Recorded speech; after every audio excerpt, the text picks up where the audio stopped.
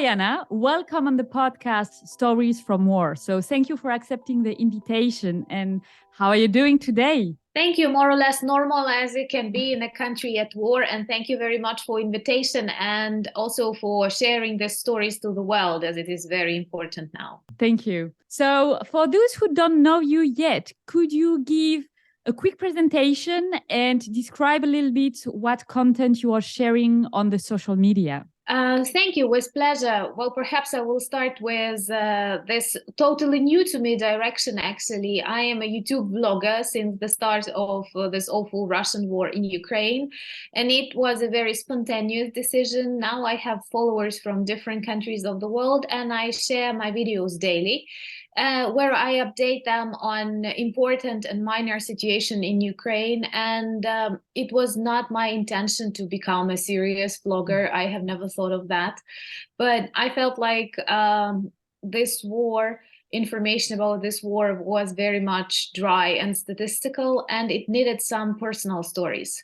Moreover, almost every day in Ukrainian newspapers online, we've learned dozens of beautiful stories that demonstrate our cultural identity, people's character, and I wanted the world to know about that. That's why I have started the vlog and got many subscribers. I did not expect that, actually, and now I value this community a lot. In my life before war, I'm a PhD in linguistics and also run an NGO which deals with cultural heritage preservation and popularization, and also write for Ukrainian daily newspaper. Oh my God, such a pressure. You know, when I started, I said, oh my God, I'm going to speak with Anna. I was so stressed because your English is so much better than mine. Now I understand better. No, I don't think so. Your English is also perfect. Like, English is important because it helps us speak with the world. So. Absolutely. But I'm so happy that very many people now learn Ukrainian or want to learn Ukrainian. That is so unbelievable and unexpected. But it makes me really happy because I believe the more languages you know, the better. Yeah. Okay. So what was your occupation just before the war?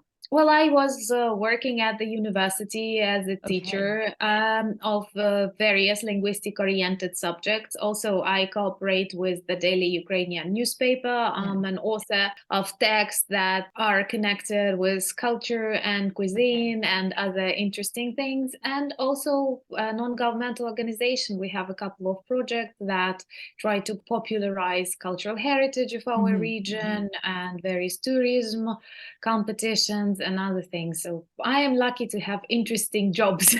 Yeah, that's really great. And are you still working in this field, or everything has stopped because of the war? No, I'm still working. I'm lucky to live in a semi-dangerous zone of Ukraine, that is Volyn region, and we border European Union, we border Poland, and we border Belarus. And we do have some missile strikes from time to time, but we don't have Russian soldiers or tanks, and we were able to continue working and continue teaching.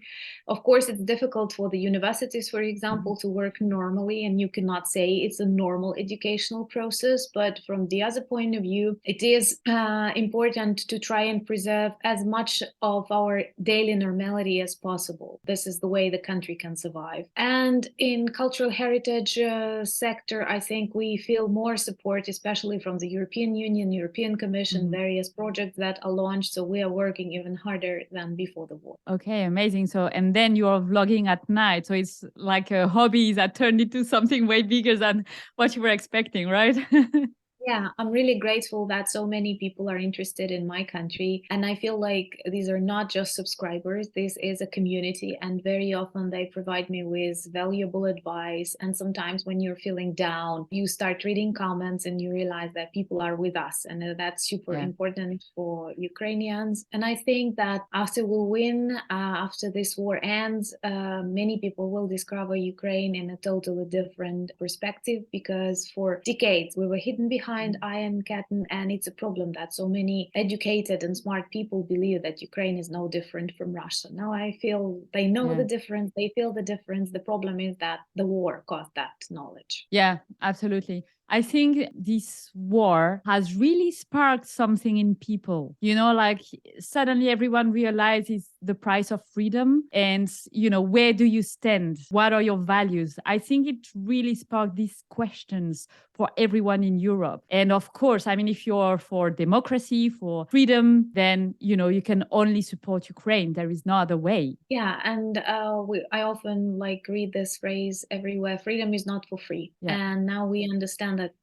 really well. I don't believe that there are relatives between countries, like brothers, sisters, and all that narrative that Russians wanted to describe themselves as big brothers of Ukrainians and so on. Such things do not exist, especially if we are talking about Russia. And I do see this huge civilization and difference between us and them, because our 30 years of our independence demonstrate that we may not have the best politicians, but we have a really good civil society. And our people, when something goes wrong, are ready to take control of the country, fighting for freedom of choice, rights, human dignity, and I don't know, transparent elections.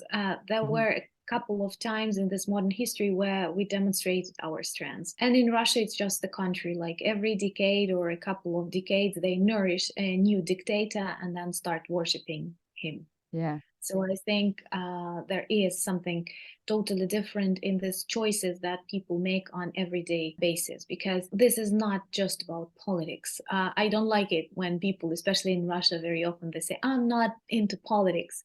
It's not politics anymore.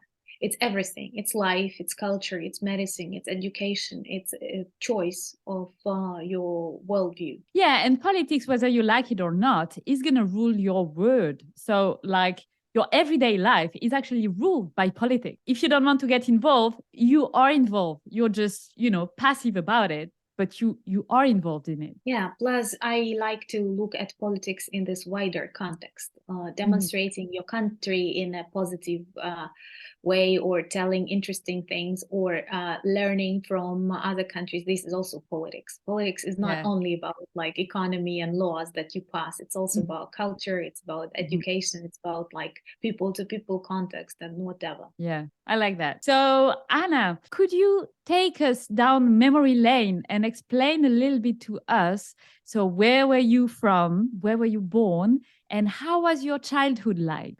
I was born in the city I live in. So I was born in Ukraine, and the western part of Ukraine, in Lutsk. Lutsk is an old city that has more than 1,000 years of history.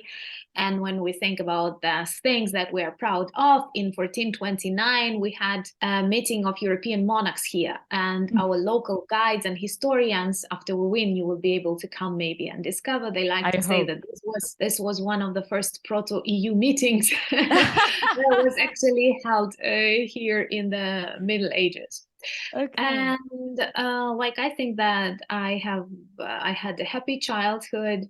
My parents are both doctors. My father is gone, and it's a pity because I miss him a lot. And in general, I was good at school, was good at and I went to school when Ukraine already was independent. Okay. So I was not intoxicated by Soviet propaganda or something, but in the 90s, it was a pretty difficult period. People were mainly poor, and it was not like your family is poor, but everywhere, everyone is poor. And if you receive, I don't know, a chocolate for a new year, it's a normal present. And I see that since that time, many things changed. And in general, the situation in Ukraine and in the world got much better. But of course, there were lots of opportunities back in the 90s and 2000s that we did not use, perhaps. For example, when the Orange Revolution happened in 2004, I was at the university already, and it was such an optimistic moment. And I am 100% convinced that if we were accepted to the European Union back in 2004, nothing would happen. We wouldn't have this war. So many people would have been alive now.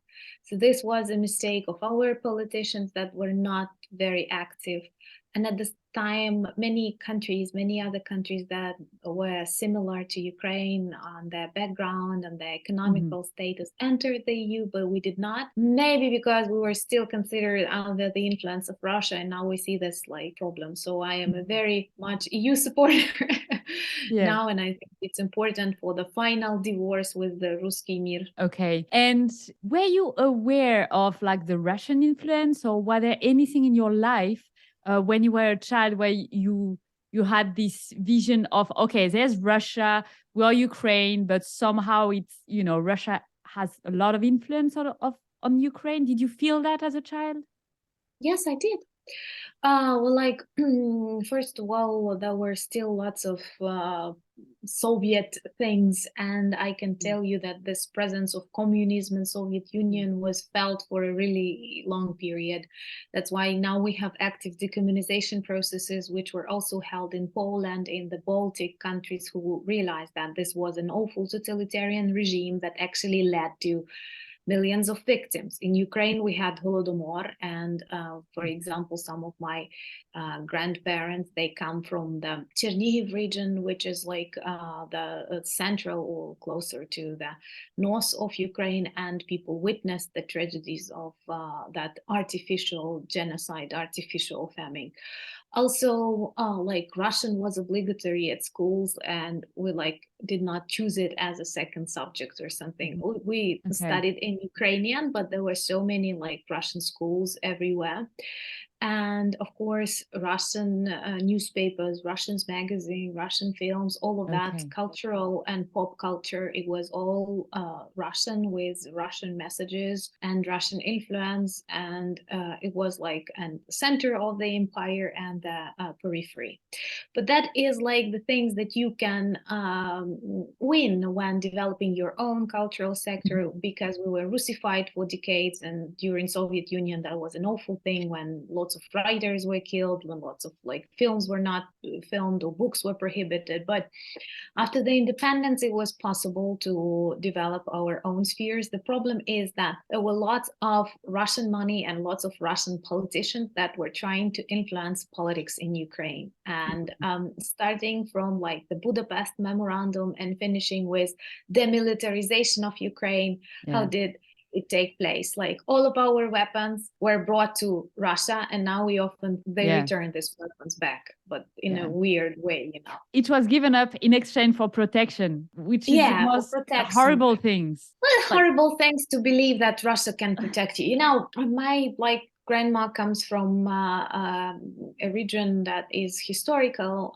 Baturin is a city where many Ukrainian hetmans were born, and one of them, Mazepa, who is pretty popular, and he later became the enemy of Peter the Great because of his pro-Ukrainian position and the support of the Swedish king in a war. And it seems to me, I'm afraid to make a mistake, but it seems to me in 1709, Russian troops totally destroyed that city, Baturin, killing thousands of civilians. And in historical newspapers, it seems to me that even in French newspapers, there were articles back in that 18th century that the rivers were filled with the blood of Ukrainian women and children who were their husbands were on the war supporting, and they were left in that city, and it was a revenge of Tsar Peter the Great. And I think that this demonstrates that our war is not new.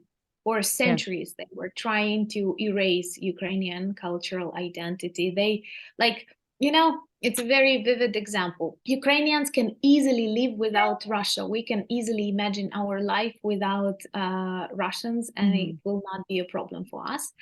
And Russians cannot imagine their life without Ukrainians. They need us to be an empire. That is the start of their end, I hope. Yeah, I heard something. I don't know where I heard that, but I was like, oh my God, that's spot on. The way Russia defined itself is more based against the West than by having their own values, they need the West. They need to have an antichrist thing. Yeah, to define themselves. So without the West, they cannot define themselves. And I was like, oh my God, that's very true. Define who you are and who you want to be before saying, oh, we are just not like you, actually. Yeah. The largest country in the world Mhm. Why do you need our territories? Like Yeah. there is so much, there are so many problems on your territories everywhere. Like people live a poor life. You see Mhm. this when we think of like, it's difficult for me. I'm Ukrainian, you know, they come to kill us, so I cannot be neutral or tolerant to Russians. Mhm. But when you look at their soldiers who loot Ukrainian flats and they steal sneakers and t-shirts and send the Yeah. t-shirts to their children, like what level of life they have, how Yeah. hungry and how poor they are. If they take away products, they are surprised that they can find Nutella in Ukrainian houses. Yeah. So this is actually not just the tragedy of Ukraine, this is also a tragedy of Russia, how poor, how hungry, and how angry Yes. they are. Yeah, that's for sure. And these are all the very poor ethnicities that are being sent, to fight in Ukraine. These are Yeah. not And the good they families from St. Petersburg are just fine. yes, they are doing, like, for me, today's Russian regime is very much like Nazi regime. This idea of ein Volk, like one people, what means, like, when you are a Nazi to Russian, when you don't want to speak Russian, but I'm Ukrainian, I know Russian, I know English, Mhm. I know Spanish a little bit, but if you don't want to speak, then you're a Nazi or something. But on contrary, they suppress their indigenous peoples. And you know that Russia is big. There's so many beautiful cultures inside of it. And I dream that one day they will become independent, because they Mhm. have to see how the center treats them, how they send Yeah. them on war that is not theirs. And I hope that one day they will be liberated and Russia in its present format will collapse. I Mhm. know that, Mhm. like, politicians are afraid of that because this is a very serious geopolitical shift, but come on, I don't think we have another option. Yeah. If I could make a funny parallel, I would say that Russia feels to me a little bit like the Hunger Games, like where you Mhm. have the capital city, which is extremely rich and basically just exploiting all the districts who are very poor and hungry. Like it's hard not to make the parallel between the two stories. Yeah, in the literature and in the culture, we may find many resemblances, and they are careful not to mobilize, for example, boys from rich families in Moscow, in St. Petersburg, but there are villages that die out in Mhm. other distant parts of Russia, but they don't have this culture of protest. I don't Yeah. know what is wrong inside of them that they simply accept it. Mhm. They always choose this strong hand, Tsar, something country. Ukrainians hate that. Like, and I Mhm. think this is what unites us with the rest of the democratic world, because we still treat our politicians as our servants, or at least managers, but not gods Mhm. or Tsar. This is different. That's why they are afraid of us in this normal, healthy way. I mean, Yeah. they try to coordinate their actions, but that's the way it is supposed to be. Yeah. Yeah. Absolutely. So coming back to your story, when the war broke, did you have a feeling or like, I mean, of course, with the annexation of Crimea in 2014, let's talk about that. Let's focus on that first. So how did you feel when this happened? I was angry, and I felt like we have to react, because this was a very warning sign. Actually, Hmm. Crimea was Russified for a long period of time. Hmm. And when I traveled to Crimea when I was a schoolgirl, we had a competition on English or something in Crimea. I felt like it was difficult to speak Ukrainian there. The reaction was negative, and like they had lots of Russian military in there. They were using Crimea, which is perfect for a resort or something like that. They were using it as a military base, and there were lots of Russian Navy, Yeah. Russian ships, and we had excursions to these Russian ships. And the problem is that Ukrainian government, that was very often funded by Russia back at that times, Mhm. allowed this fleet to stay in Crimea, and of course it changed a lot in the like culture of the peninsula. Mhm. And it was the first try that Putin did, and he saw that the reaction of the world is not bad for him. Like, Yeah. okay, Nothing's nothing really happening. happened. Nothing's Hmm. happening. And I believe it. He did that like when we were vulnerable. We did not have a government yet. We did not have a president, and it was very important to conduct the elections. And this was the moment when they started doing it. I think it was a mistake to be so tolerant, neutral, not to, like Ukrainians were advised not to provoke, let Russia do what it wants. It was pretty easy to protect Crimea because like it's a peninsula and perhaps a military operation there wouldn't be that difficult as later in Donbass. And so I consider it a mistake. But for me, Russia always was an enemy, and it was not a surprise. I do not belong to those people who were neutral. I knew that there are lots of examples when Soviet Union, Russia, somehow, this Russian Empire, Soviet Union, and modern Russia, it's just the same. And they were always against, like Ukraine. I feel very sorry for Belarus culture. It's disappearing. And other countries, they are very toxic, and they try to erase this diversity that is actually the strength, for example, of the United Europe. They hate all of that. And for me, it was like very difficult because this revolution of dignity was very sad at the end. And it was a period like when we had these first funerals of people on the central squares of our cities, and it was pretty like unbelievable because like you think why there is no reason for that, and the reason is only like Russia, your neighbor. So I felt like we are in danger, and there were a lot of moments when it could have exploded into something bigger. But I also like the way Ukrainian people mobilized in 2014. They were working hard, and this volunteering, for example, this is a phenomenon because for decades, Russia tried to demilitarize Ukrainian army. There were lots of pro-Russian people in Ukrainian armed forces, and it was really difficult to fight at the beginning. And there were photos of Ukrainian soldiers wearing flip-flops or something because they did not have enough provision. And very quickly, in a couple of years, we've got really strong Ukrainian armed forces. And it is very much the success of our, once again, civil society that demanded that. And so we had to prepare really quickly. And that's why like we are able to fight back now. And when the full-scale invasion started, was it a surprise? According to what you just said, it was not that much a surprise, I suppose, for you? It was a surprise. It was, okay. Like I knew that, for example, in Crimea, they had their, like if they had almost like hundreds of thousands of Russian military in Crimea. Like there are not so many people living in Crimea, so they can even represent a majority. It was a mistake to allow this military people to come. But after they are there, it's no surprise that they have said, like, we vote for or something, but they will support this fake memorandums and other stuff. And in general, I thought that this full-scale war is impossible. I was like 100% confident. Why? Because it's not normal to have a full-scale war in the center of Europe in the 21st century for no reason. For no reason. We did not have like a secret laboratories. We are not a member of NATO. I wish we would, but we were not.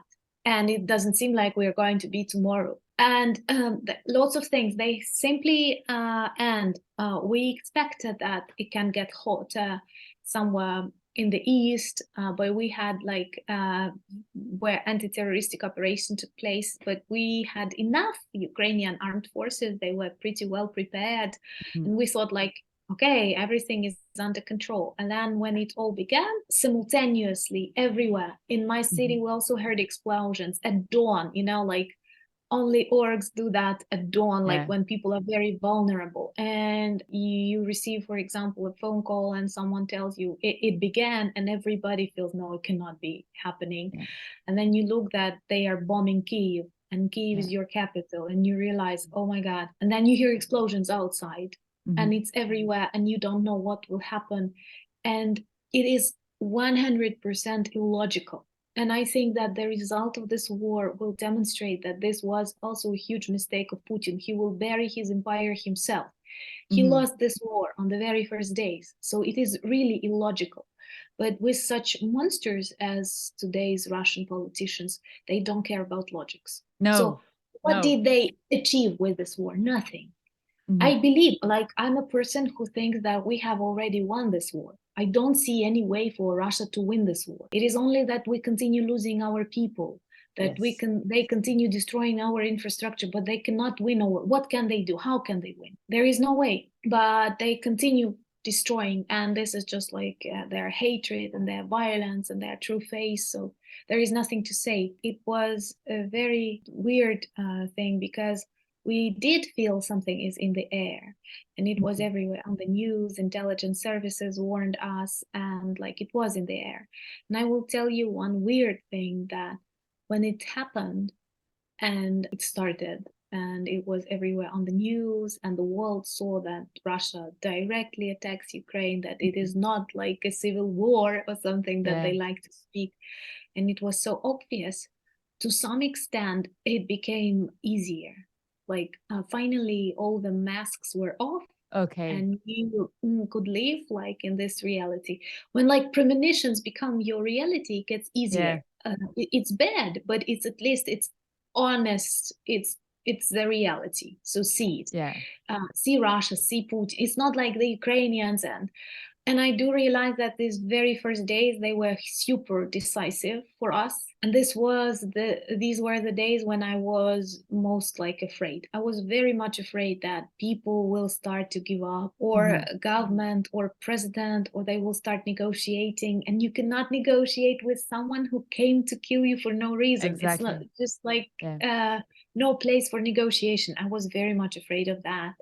I was afraid, like, because in the news we felt there were countries who now support us, but at the beginning they had doubts and they thought that Ukraine will fall pretty quickly. And I was very much afraid that, like, we will give up.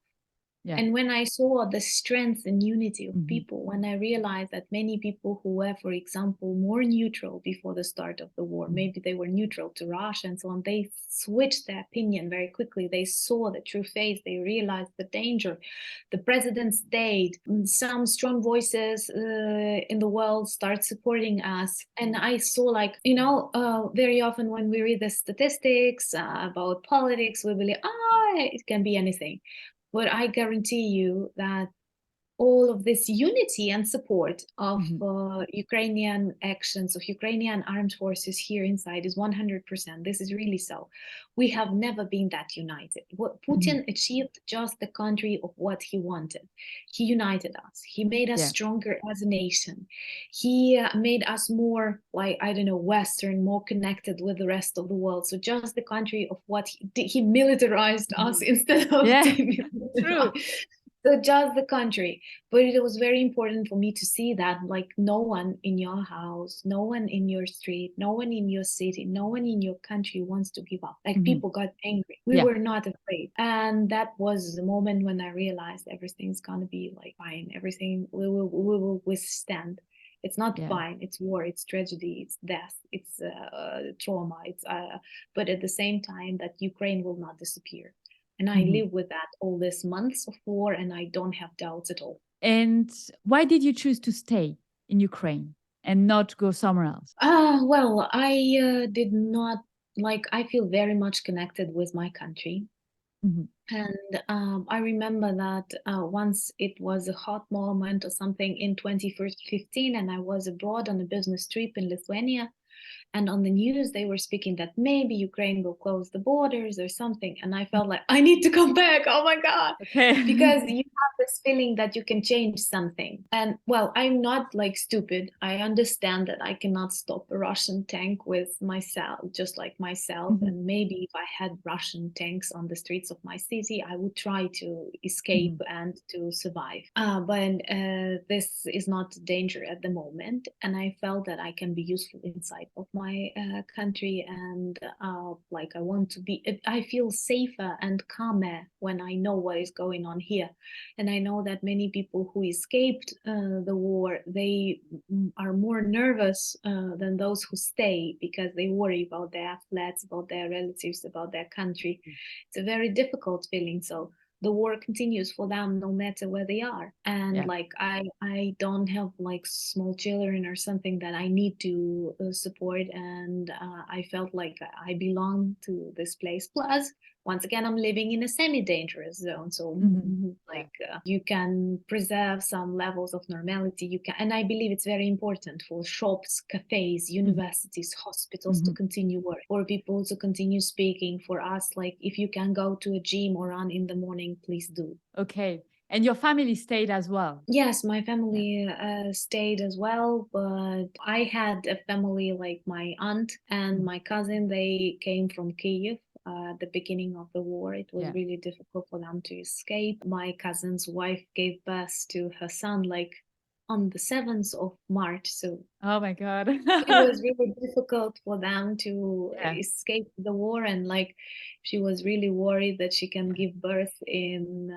while driving, and they were trying to leave Kyiv on the very first day of war, and they managed to drive only 1 kilometer, and on the second day at night they managed to escape, but like it was a necessity, and we were all living together. In other reality, I would say, oh my God, that's so difficult. Like, and when you have war, you feel very good when you have more of your close people next to you. And it's not like, well, I'm a person who likes being like alone, think, drink, read, but that was not the time when like I felt it's okay that somebody's sleeping very close to me, but I can see them, I can feel them, we are together, and this is another kind of like of unity that appeared at that time. Yeah, I think this horror of this war really, as you say, it unites in a way that like you cannot do it another way. When you have to go through such stressful and horrible and threatening times, I mean, basically it's your life that's threatened and the life of the people you love. Yeah, I think it creates a unity that is so powerful. And in that sense, I think what's happening in Ukraine is exactly the result is the opposite of what Putin was hoping for. Exactly. Honestly, like I start my vlog and I always say I'm Ukrainian, I'm from Ukraine. I have never considered it like the top first characteristic of myself. I often speak about that. I would tell you that I'm a linguist, or I want to be a writer, or like traveling, or blah, blah, blah, or I don't know. My father was born in Argentina, you know. These are things that I considered like, yeah, he's Ukrainian, but from the immigrant family. There were lots of Ukrainians in Buenos Aires. Yeah, that was his birthplace. But these are the things that I considered unusual or interesting. I was like, Ukrainians are not that like nation-centered or something. It is now that you realize that you are being killed for being Ukrainian, because there is no other reason why Russians attack us. And this is the moment when it gets important. So it's not that much about nationality as about the spirit, the freedom, the democracy that we are protecting. And I'm really grateful that so many people from different corners of the world support us, want to know more about us, want to understand the reasons, and send the support, starting with prayers and finishing with HIMARS and Patriots. All of that is very... Everything welcome. Prayers and HIMARS, please. Yeah, and I want to tell you that like Ukrainians, they know really well that we are able to continue this war, not only because we are so brave and we are so strong, but also because we have brave and strong allies. And we are very grateful for that. And it was one of these magical things that we have discovered, like that we are not alone. I understand that at the beginning of war, we had to demonstrate that we are strong and we are worth supporting. But after the world saw that, we felt the difference. Of course, our politicians always ask more, and that's the problem, because Russians, they produce weapons, we don't. We only use them for our protection, and we constantly need all of that. But we are very grateful for the fact that we are not alone, because this is truly an existential war, and it is not. If you look at it globally, it is not about just Ukraine and Russia. It's about democracy and also authoritarianism. It's about like freedom and suppression. Like if we don't stop them here, they won't stop. Yeah, I fully agree with you. And it's a small price to pay for European country or allies or the US or the UK to send weapons. It's Ukrainian blood, you know, like this is the ultimate price. So we did not want to be this battlefield. It is not our choice. We were living normally. We did not plan to attack, or I don't know, develop mosquito fighters or whatever. Cats now, apparently. Pigeons, Yeah, mosquitoes, and the cats, raccoon. everything. I think You they guys. stole a raccoon for a reason. Like there are Oh. jokes in Ukraine that first they looted our washing machines, but then they realized it's a very complicated technology and started looting raccoons because they also wash, like there is Yeah, something what that is that story? That story with the raccoon? What the heck? What is going on with the raccoon? I don't know, but we are waiting for a raccoon to come back with a pack of Russian prisoners of war. Hopefully. He will. He will return. Okay. Yeah. He's on a mission. So Anna, what do you want to do when this war ends and Ukraine wins? I want to this is a very emotional time right now, and we are very united, and we support everything, and we work normally as one very ideal mechanism. I understand that after the end of the war, it won't be like that. People will return back to their problems, to that dissatisfaction with this or that politician, with some directions. And my editor-in-chief of the newspaper I work with, she often says, we have to win not only war, but we have to win peace afterwards. Mm-hmm. And I want to work harder for my country. I want to make it more visible for the world. I don't want us to lose the interest of the planet, but maybe I will be able to share more positive things. There are other things that we can discover, and I want the world, and especially Europe, to see that we are actually a part of Europe. We have always been there. We were just occupied by Soviets, by Russia. We were hidden behind an iron curtain, but we're now different. We're interesting, just as you are interesting, and there are so many things that we can discover in each other. And of course, we will need reconstruction, reforming, and when Ukrainians are sometimes down, and sometimes when we are optimistic, we believe that this will give us opportunity to rebuild our country even better than without.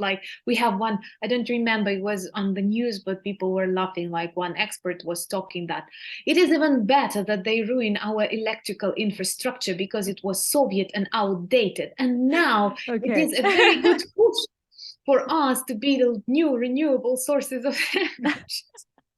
Let's look at it that way. We are invincible, Yeah. Okay. Yeah, I suppose that's a good way to look at it. But if you have to survive, you have to. Yeah. Okay. So wonderful. So I hope it's gonna end soon. The problem is, I think I heard someone say it's like running a marathon, but you just don't know when it's gonna end, and that's a difficult part of it. You have to run. We have just don't to know withstand how this long.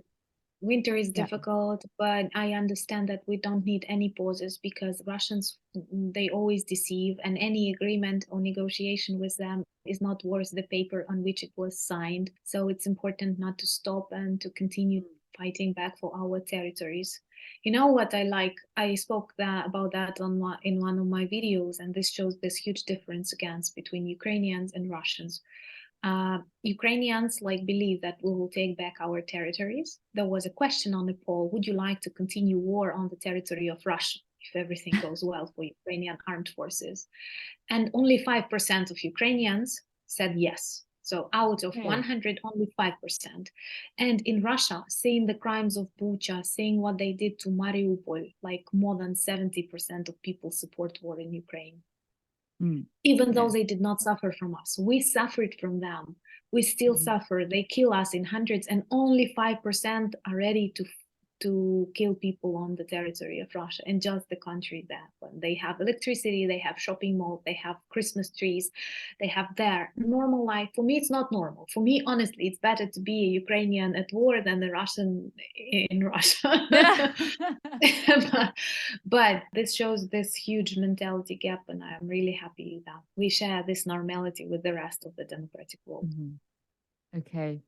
That's beautiful. So I'm going to ask you one last question. What are you going to do for Christmas? How do you celebrate Christmas in Ukraine? Well, we are going to celebrate Christmas this year on the 25th of December. As Orthodox, we have this tradition of the 7th of January, but recently we were introducing the 25th because we understand that it's logical to celebrate like 24th Eve, 25th Christmas, because we understand the logics and we want to be with the rest of the world, like, because it's really weird when you have holidays earlier than we have holidays, and for various things it's pretty difficult. And we don't know the exact day of the Jesus birth. Somebody say he was born in September, so it's not that important. It's about the date. It's about like the meaning.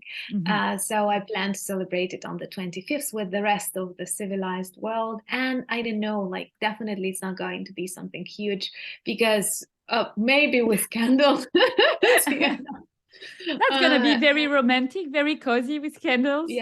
Yeah, if it's like just that, then it's okay. It's getting colder, like my heat system depends on electricity, so but I have a fireplace. So with a fireplace, and Ukrainians need 12 dishes to be on the table. So this is our tradition. 12 dishes must be on the table. Sometimes when you're lazy, you start counting salt, bread, pepper, wine. But traditionally, Ukrainians are very hospitable, and they like, if Russians can drink you to death, so Ukrainians can feed you to death. I think that's the best way. Typically, people have more than 12, like 20, because we believe that like the more you have, the more generous year you will have. Okay, nice. Well, Anna, thank you very much. Thank you for coming on the podcast and telling your story. So I will put all the link down below of your YouTube channel and your Instagram account and all your social media, because of course, for all the listeners, if you want to discover or follow the life of daily Ukrainian, what's going on in their life at the moment when your country is at war, I encourage everyone to go and have a look. So thank you so much. And thank you so much for being with us. Thank you for your support, and thank you for, like, it's very important for Ukrainians that we are not alone. Thank you. Yeah. Thank you, Anna.